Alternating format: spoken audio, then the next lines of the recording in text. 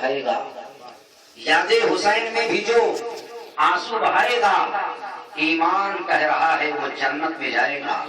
اور کربل کی سرزمین سے یہ شبیر نے کہا، کربل کی سرزمین سے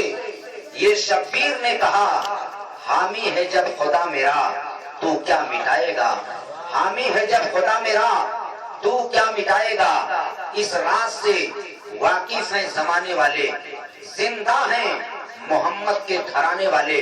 اور مٹ گئے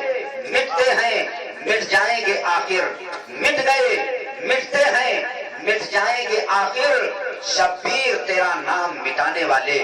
شبیر تیرا نام مٹانے والے۔ حضرات اللہ رب العزت قرآن مقدس میں ارشاد فرماتا ہے، کم من فئۃ قلیلۃ غلبت فئۃ کثیرۃ باذن اللہ، یعنی بارہا ایسا ہوا ہے، اکثر و بیشتر ایسا ہوا ہے کہ کم جماعت بڑی جماعت پر غالب آ گئی ہے، چھوٹی جماعت نے بڑی جماعت کو گرا دیا ہے، اور بڑی جماعت ہار گئی ہے اللہ کے حکم سے، اللہ کی اجازت سے۔ واللہ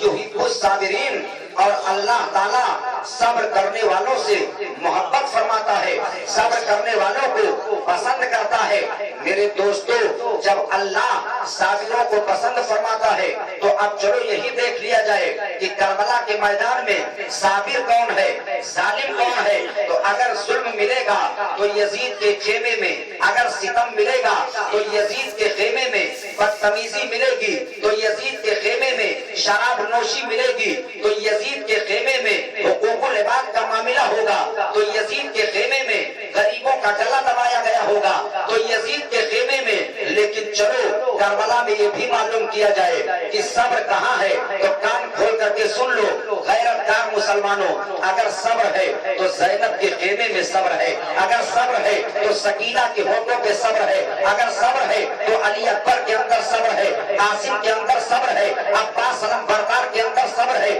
علی اصغر کے اندر صبر ہے، مسلم کے اندر صبر ہے، ان کے بچوں کے اندر صبر ہے، حسین کے جانثاروں کے اندر صبر ہے، حسین کے غلاموں کے اندر صبر ہے، حسین کے خیمے میں صبر ہے، سکینہ کے ہونٹوں پہ صبر ہے، اور جہاں صبر ہے اسی کے ساتھ رب العالمین ہے، اسی کے ساتھ پروردگار عالم ہے۔ اب اگر تمہیں یہ دیکھنا ہے کہ کربلا کے میدان میں صبر کہاں ہے، ظلم کہاں ہے، تو ظلم جو ہے وہ یزید کے خیمے میں ملے گا، اور صبر جو ہے وہ حسین کے خیمے میں ملے گا۔ تو جب حسین کی طرف صبر ہے تو یہ سمجھ لو کہ پروردگار عالم حسین ہی کی طرف ہے، پروردگار عالم کربلا کے شہیدوں کی طرف ہے۔ تو میرے دوستو، جنگ بدر کا نقشہ دیکھ لو، 313 مجاہدین اسلام تھے اور 1000 کی فوج تھی، ابو جہل لے کر کے آیا تھا، وہ فوج ہار گئی، 313 حاوی ہو جایا کرتے ہیں۔ اکثر و بیشتر ایسا دیکھا گیا ہے کہ چھوٹی جماعت نے بڑی جماعت کو گرا دیا ہے۔ میں آپ کو یہ بتانا چاہتا ہوں کہ کل میں نے بیان کیا تھا